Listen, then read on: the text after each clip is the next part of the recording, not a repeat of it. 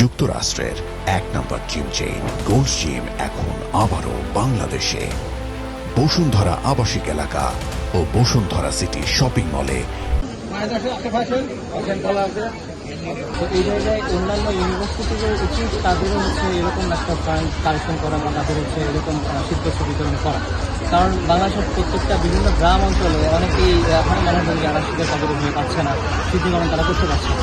তো সেক্ষেত্রে আমরা আমাদের ক্লাবের এই ইভেন্টটা ওই শীতবস্ত্র বিতরণ রিলেটেড আমরা এই কম্বল যে ডোনেট করতেছি, এটার পাশাপাশি আমরা কিছু কাপড়ও কালেক্ট করেছি, যেগুলো আমাদের ইউনিভার্সিটির ফ্যাকাল্টি স্টুডেন্ট তারা সবাই আমাদেরকে সাহায্য করেছে এই জিনিসগুলো শীতবস্ত্র মানুষের বিতরণ করার জন্য।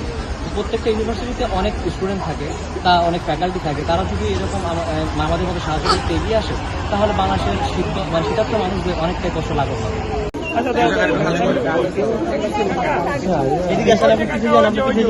দিতেছে আপনাকে, দিতেছে এই দিতেছে না যান